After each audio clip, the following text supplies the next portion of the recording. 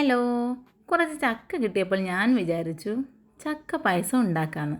പക്ഷേ എനിക്കറിയില്ല. അങ്ങനെ ഞാൻ എൻ്റെ ഉമ്മായെ വിളിച്ചു. അങ്ങനെ ഉമ്മായുടെ റെസിപ്പിയാണ് നമ്മളിന്ന് ട്രൈ ചെയ്ത് നോക്കുന്നത്. അങ്ങനെ അതിനായിട്ട് ഞാൻ ആവശ്യമുള്ള സാധനങ്ങളെല്ലാം എടുത്തു വെച്ചു. തേങ്ങയുടെ 1-ാം പാല്, 2-ാം പാല്, ചക്ക അരച്ച് വെച്ചു. അതിനുശേഷം പിന്നെ ശർക്കര ഉരുക്കി അരിച്ചു. പിന്നീട് ചവ്വരി വേവിച്ച് വെച്ചു.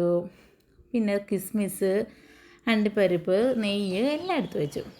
ഇനി നമുക്ക് ചട്ടി അടുപ്പിൽ വെച്ച് ചൂടാകുമ്പോൾ കുറച്ച് നെയ്യ് ഒഴിച്ച് അണ്ടിപ്പരിപ്പൊന്ന് ബ്രൗൺ കളറാവുന്നിടം വരെ ഒന്ന് മൂപ്പിക്കാം.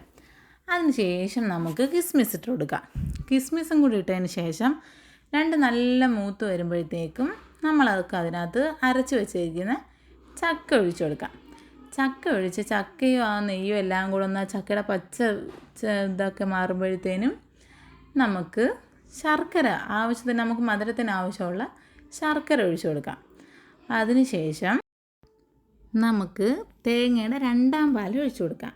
2-ാം പാൽ ഒഴിച്ചു കൊടുത്തതിന് ശേഷം തിളയ്ക്കരുത്. തിളയ്ക്കുന്നതിന് മുന്നേ ഒന്ന് ചൂടാകുമ്പോഴത്തേനും നമുക്ക് 1-ാം പാലും ചേർത്ത് കൊടുക്കാം.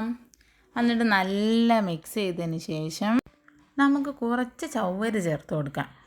ആദ്യം ഞാൻ ഒരു സ്പൂൺ ചവ്വരി ചേർത്ത് കേട്ടോ.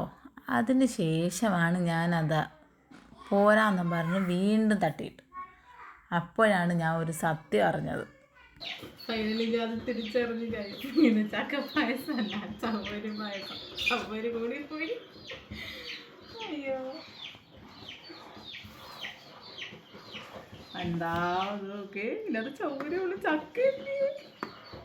ചക്കയൊന്നും ഇല്ല അതിനകത്ത്.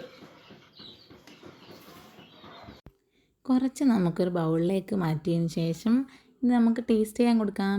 അങ്ങനെ ഉമ്മ അടുത്താണ് ടേസ്റ്റ് ചെയ്യാൻ കൊടുത്തത്. അങ്ങനെ ഉമ്മ അടുത്ത് ടേസ്റ്റ് ചെയ്യാൻ കൊടുത്തപ്പോൾ ഉമ്മ സൂപ്പറെന്ന് പറഞ്ഞു, കൊള്ളാമെന്ന് പറഞ്ഞു, അടിപൊളിയാണെന്ന് പറഞ്ഞു കേട്ടോ. അപ്പോൾ അടുത്ത വീഡിയോയിൽ കാണാൻ. Tata, bye bye.